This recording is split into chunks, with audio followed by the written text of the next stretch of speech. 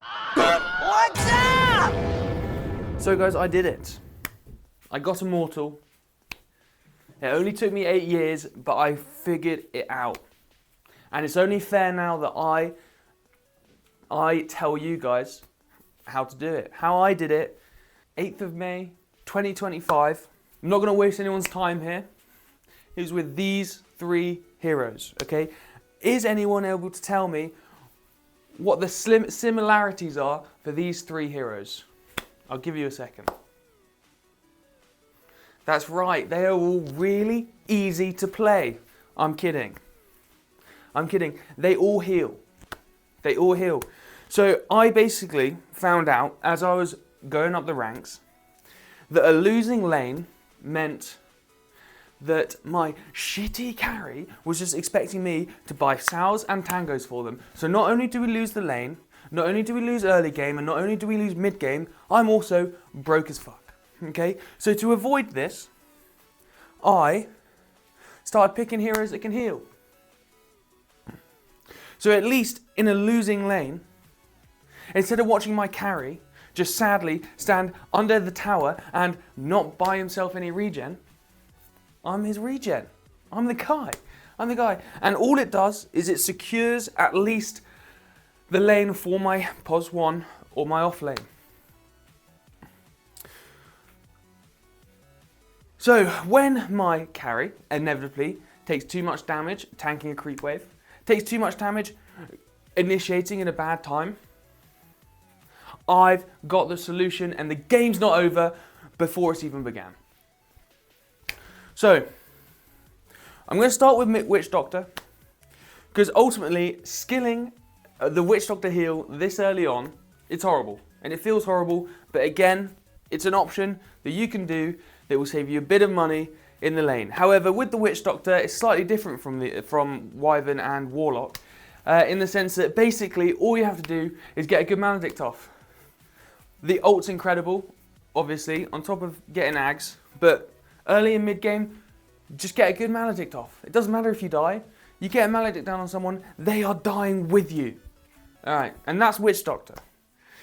Warlock, next. Warlock, my second most played hero in getting Immortal. Same philosophy, max the heal.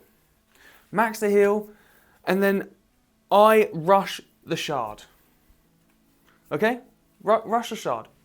And what this is actually really good for, one, at least people used to underestimate the soup.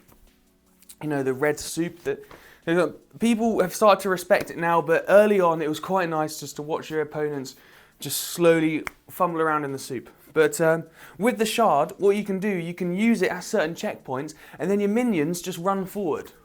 So if you've got no observers, or they've been wasted, or they're already dewarded, just put a soup down on the river somewhere, and then your minions actually run quite far.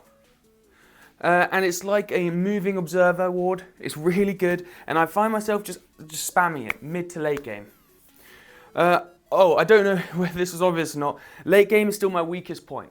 Even now, even as an Immortal, don't know what I'm doing late game. So basically, my only job here is securing the early mid game for my team, and it's been enough. It's been enough. Obviously, chains is Fatal Bonds is really good, and his ult. But basically, I want you to. Well, I was utilizing the heal and the soup. That's what I did. That's what I did. In regards to items, first item shard, and then either Aether Lens if it's been a good game, or Glimmer Cape if it's been a harder game.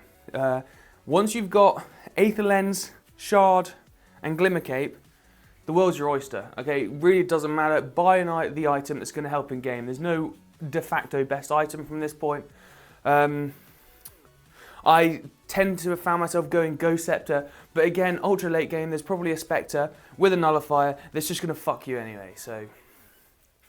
And now, lastly, my boy.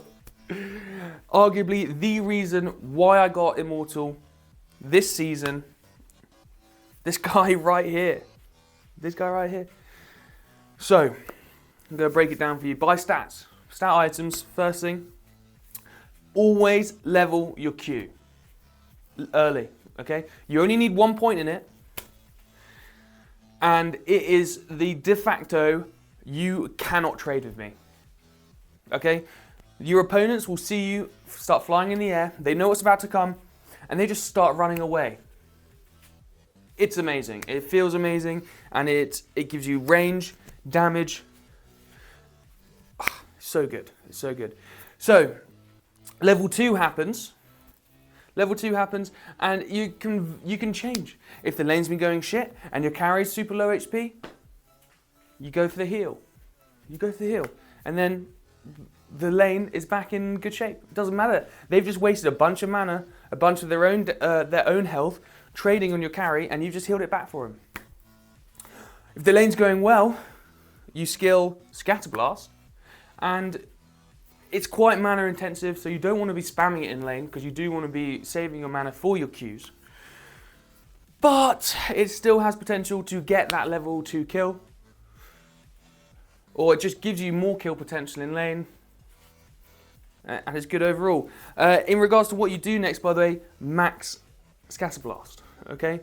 Max Scatter Blast, it's good for farming, it actually does a serious amount of damage, and it scales so well with your talent tree, by the way, in case you didn't know that, and shard.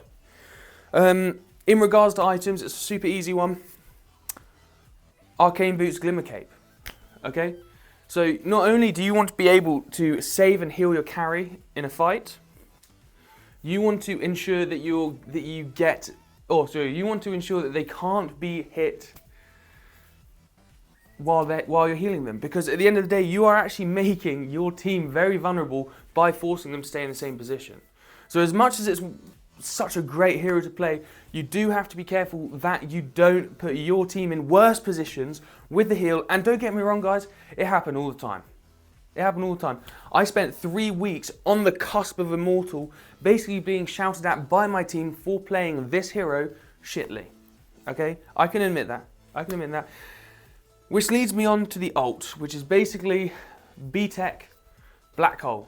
It's just a worse Black Hole, but where I found that I didn't necessarily use it to, I don't know, to kill the carry or to pick off people. It was a beautiful disruption play. Oh no, the fight's going really bad, bosh.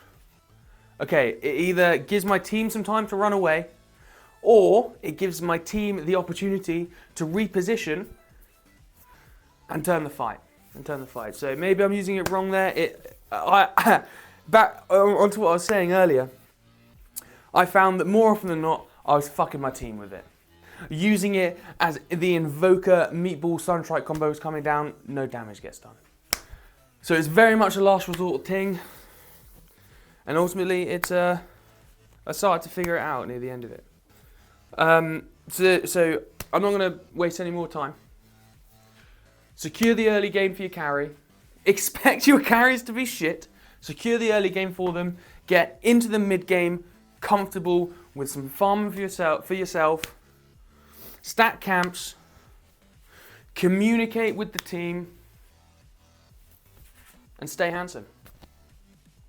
Peace.